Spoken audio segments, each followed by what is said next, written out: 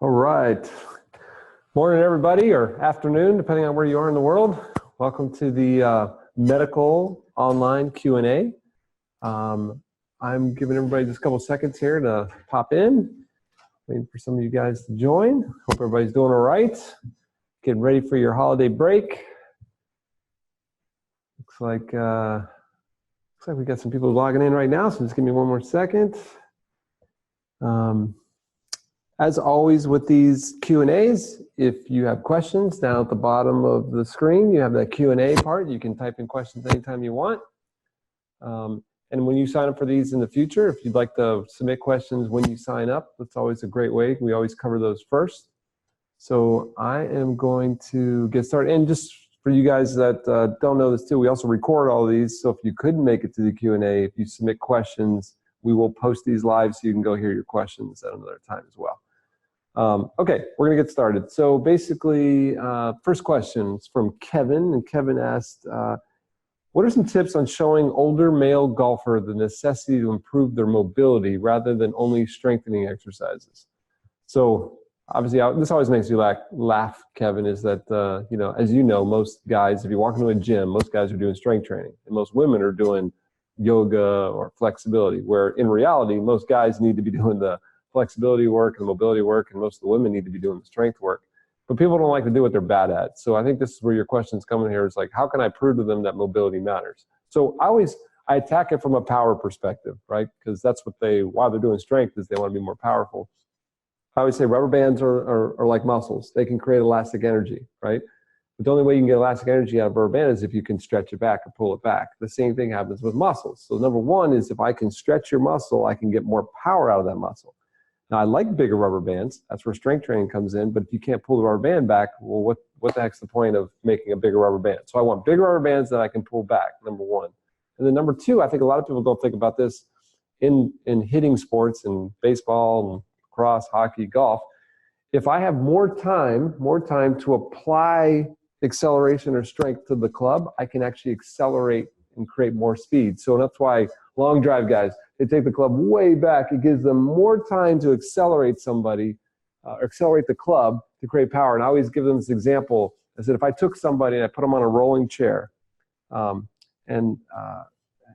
we talk about this a lot with force and pressure a lot too, is if we take somebody on a chair with wheels, and I put you 2 feet from a wall, and I push against that chair. Like, imagine this chair had wheels on it, and I put you 2 feet from a wall, and I go to slam you into the wall. If you're 2 feet from the wall, it's going to hurt. If I move this way back, and I create a 10-foot ramp, and I now accelerate 10 feet into the wall, it's going to hurt a lot more. So in other words, if I have more time to apply this strength or acceleration, of course I can get more speed and power. So I'm like, you spent all this time in the gym getting stronger, now let's create a bigger ramp that we can create more speed and power. And that's where mobility comes into play. So that's kind of two of my little tricks that I use to get them excited about doing stretching work. Okay, let's see, next question here. All right, can you discuss, this is from Robert, it says, can you discuss your local biomechanical exam for lumbar spine and multi-segmental flexion pattern? Okay, so basically what Robert's talking about here is, literally, we have in our SFMA, as you guys know, we go through our breakouts. When we get to our breakouts, we get to a terminal diagnosis, like spine flexion mobility problem. You mentioned multi-segmental flexion. The way we get to that, literally in multi-segmental flexion, is, if you remember, what we do is we have the person who can't touch their toes, right?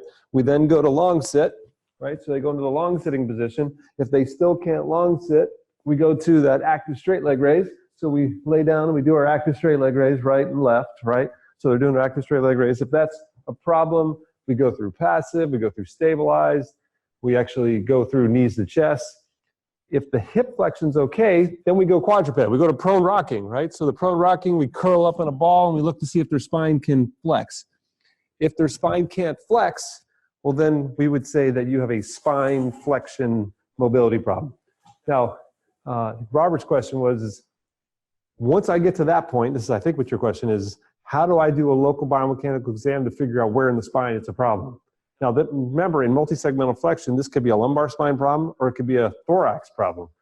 More often, I see problems in the thorax than the lumbar spine. But at this point in time, we need to do our local biomechanical exam to see what the problem is. So let me give you a little insight on how we do that. I'll tell you what, why don't I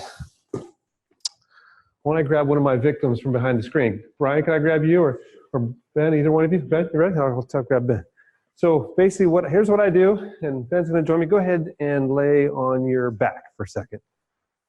So first and foremost, when we're talking about the thorax, if the spine flexion is restricted, we could have problems not only in the spine, but we could also, if we say spine flexion, we could also have problems in the rib cage. So I do a quick scan of the rib cage. I'll literally go in and I'll just check the pliability of the lower rib cage. So if you can see me here, I kind of push left to right and I push diagonal just to see if the rib cage is flexible. I actually have them take a big breath in, breathe in for me, and I look to see if the rib cage expands like the pump handle and back down and laterally like the bucket handle. You want to see the rib cage expanding. You want to feel flexibility in the rib cage. If that's restricted, I put rib cage on my list. That's something we want to do. Go ahead and have a seat facing that way, Ben. Now I go seated. One of the best ways to check flexion extension in the spine is get them seated. I do a motion palpation version. Scoot a little bit to the left.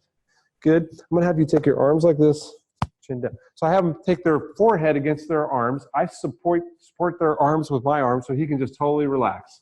And from there, I make a fist just like this. I take the flat part of my thumb and my index finger, create a little V, if you can see the little V. That's where I put the spinous process. I say, you totally relax. And basically what I'm going to do, you totally relax, I'm going to check the flexion and extension of his spine. So literally, I'm pushing in with my hand, checking to see if his spine extends and flexes. And it should rebound back and forth. It gives me an idea if there's a certain area that feels stuck or not, right? Once we do that, I'm going to have you lay face down. Once I have an idea of kind of what areas feel sticky, right? I usually palpate face down. So I'll come in here and I'll do some challenges from posterior to anterior, pushing straight down to see if the spinous process is giving, to see if any of the areas aren't extending or flexing back and forth. I'll go all the way down. You can even grab onto the pelvis or the sacrum, move the sacrum back and forth, put my thumb on the lumbar vertebrae. I should be able to feel the spinous being able to move independently of each other. A little small motion, but just, I think you can tell sticks if it's something stuck or not. And then I say turn on your back. Last thing I do, that kind of gives me an idea real quickly of just checking global motion. Going, man, I feel like he's restricted in the thoracolumbar area, or he's restricted in the lower lumbar area, or it's the upper thorax. Once I do that, I like to check flexion in the curl up position. So what I'll do is I'll say, okay, Ben, you're gonna put your hands out like this. You're gonna grab onto my hand. I'm gonna help him. He's gonna do a curl up, a sit up. But I say try and go one vertebrae at a time. So you're gonna go C1 first, neck first, curl your chin to your chest. Now we're gonna go to the first thoracic vertebrae, and he's gonna try and go one vertebrae at a time, and I help him. Now we're gonna get to a point where you might feel, come back down, you might feel like it's a block, and it all comes up together. You stop if you feel that. So curl your chin, keep coming. Tell me if we get to a point where there's a block. All felt pretty good? A little bit right there? Yeah. Now, you feel exactly where that is? We'll repeat again. Watch this. Come back up. He's going to curl spine. Where it feels like it comes up as a unit. Okay, so now I'll sit up. So tell me where. A little higher. Yeah, right. So literally, a lot of times they can actually give me some feedback. Thanks, Ben. They can actually give me some feedback. Again, it's subjective. But a lot of times when I go through flexion, I'll have them do this supported or assisted curl up. And most people will get to the point where they're like, oh, I feel like the whole vertebrae came as one unit. I'll palpate their spine and they'll say right here. And it gives me an idea if it's confirming what I found before. Like this group of vertebrae don't like to flex. They're kind of glued together. It gives me an idea of where I want to go and check. So I look at spine, I look at rib cage. And then lastly I'd go is look at some of the fascia just to see if some of the fascia is restricted. But that's my local biomechanical exam of the lumbar spine. Maybe a little different for flexion, right? Okay, with different philosophies in medicine, are there plans for a level 4 from Pell? Okay, so level 4, let me think. Well, actually, it's funny you say that. It's, you know, we always say in our level 3s, every time we do a level 3, I keep saying I need like double the amount of time. You know, we would love, especially in medical. I mean, we have to cover SFMA, all of our introducing mechanics. We got to go through all the rehab protocols. to me, if we were going to do anything, we would expand level 3 and maybe even add a little bit to the level 2. Different professions, in other words, like, should we have a level 4 for chiropractors and a level 4 for physical therapists and a level 4 for osteopaths? Here's my personal opinion, and I could be totally wrong, and I usually am, but here's my difference between osteopaths, chiropractors, physical therapists, people in the rehab manual therapy world. Here's what I always say. Here's the difference. If you walk into your office and I can tell which one of those you are, there's a massive gap in your knowledge. I'm going to say that again. If I walk into your office and I can tell which one you are, there is a massive gap in your knowledge. So in other words, if I walk into your office and I'm like, obviously you're a chiropractor, to me that means there's a massive gap in your knowledge because I can see the chiropractic, but I don't see the other part. If I walk into your office and I go, obviously you're a physical therapist, there's an obvious gap in your knowledge. The best in the world right now, I think they have all of those. I think they have all those techniques. Like, why limit yourself to your profession? You can actually go get educated in everything. So I'm taking physical therapy seminars. I'm taking, pain management seminars. I'm taking exercise strength conditioning seminars.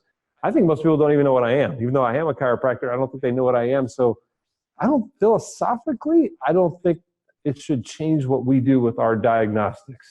Now, maybe you have a preference of treatment because you've been trained in something for treatment-wise, and that makes sense. If all I do is manipulation, I get really good at it. But because of philosophies, I don't think we would change or add a level 4 and divide. I think I would just expand more time perfecting what we have in the SFMA and some of the rehabilitation exercises. And I think we should spend more time maybe looking at golf swings, because remember, our job is to communicate with the golf professional, communicate with our student, make sure that they understand what they're doing, and make sure that we're going after this from a team approach. And I think that really helps. So right now, to answer your question, that was a long answer for a short question, is there is no plans right now for a level 4, but it wouldn't surprise me if we expanded some of the level 2 online stuff and maybe even added a day for the level 3 in the medical, because we sure as heck could use it. Okay. Lily, those were the only questions we had submitted ahead of time. So now I'm going to open up to you guys. Any questions you would just ask in the Q&A section down below. I'll start going after your questions. If we get about a 10 to 15 second break with no questions, we'll end this, and I'll wish you guys all happy holidays. But what do you got? Anybody got any questions while I've got you here? Shoot a question if you have. If not, we will call it a day. Okay, while we're waiting a couple seconds, I'll just say, listen, we're going to post some dates for more Q&As next year. We're going to post them hopefully by the end of the year for next year. We'll try and do one of these every quarter. That way, if questions come up, we can hit those questions. And then, oops, sorry, looks like we got a question here from Kevin. Kevin, so I have a question. I joined a little late, so forgive me if you addressed this already. Okay. Kevin, I think you might have been the first question. If you're referring to the question you submitted already, we did answer that already. Tips to showing older male golfers necessity for improving their mobility. Is that what you're asking about? If you are, say yes or no. Yep. Okay. So basically, just real quick, Kevin, I went through it, and you can go watch it on the record or the replay of this. But basically, all I said was this: muscles are like rubber bands. Muscles have elastic energy. Just like rubber bands have elastic energy, it doesn't help to make a bigger rubber band if you can't pull it back. So I always tell my clients that. And the second thing I said is that I want a big rubber band. I want to be able to pull it back. And the reason I want to be able to pull it back, if I pull it back farther, is I have more time to accelerate the object. So I gave a couple examples that you can go watch, but basically the farther I take the club back, I have more time to accelerate the club. So if I create all this strength and give you more time to accelerate it, that power expresses better. And I think once people understand that, then they're like, okay, I understand why I need to be more flexible. Not saying you can't create power from a short position, but the farther you take it back, like long drive tour, the more time you have to accelerate it, creates a lot of power. Okay, hope that answers your question, Kevin. And you can go watch it. I gave a couple other examples early on. Elliot says, what is your suggestion for non-medical SFMA 1 workshop or TPI Medical 2? Okay, so if you're asking, well, if you're in this, that means you're already medical 2, but it says, should you go to an SFMA workshop? So basically, I guess what I would say is, I always say this to everybody that goes out of their profession. Like if you're medical and you're going to the golf track, or if you're a golf and you're coming to the medical track, knowledge is power, right? So I always feel like the more information you know, you can communicate with the team more effectively. Doesn't mean you're going to go do surgery, but just knowing that information can help you better. Now, the difference between TPI Medical 2 and SFMA is in TPI Medical 2, you get the SFMA online, but you don't get the live SFMA workshop. So if you want to get SFMA certified, you have two options. You can go to one of the SFMA workshops. I think they charge $300 if you're TPI level 2 to go and get certified. Or if you go to TPI level 3, you're going to get the SFMA workshop in level 3. Now, obviously in TPI, we talk about how this applies to golfers, injury-inducing mechanics, all that kind of stuff. SFMA is going to talk about working with general sports medicine injuries. So that's up to you on either one, but you definitely need to get that hands-on part of the SFMA to get the certification. So that's for your options on that is if you're already taking medical 2, it's either level 3 TPI or an SFMA workshop anywhere in the world. And they're both, obviously I'm a little biased, but I think they're both great workshops. Jeff, we invited you to speak at the Metro Golf Summit on Long Island, May 2019, 1 week prior to the PGA. Can you make it?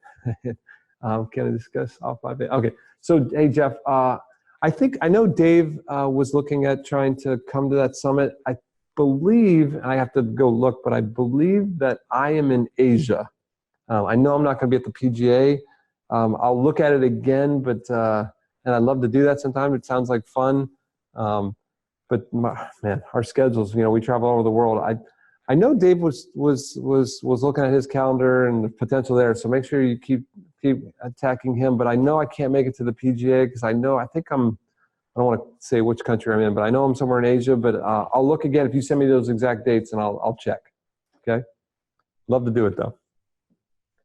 Okay, and let's see. Okay, buddy. Yeah, anything we can do to help you, just let me know. All right, everybody. Well, as always, thanks so much for joining in. Hope you guys enjoy these. We're always looking for feedback on these too. Any ways to make these better, just let us know. Everybody have great holidays. Wish you the best. Merry Christmas, happy holidays, happy New Year, and we'll see you guys in 2019. Thanks, everybody.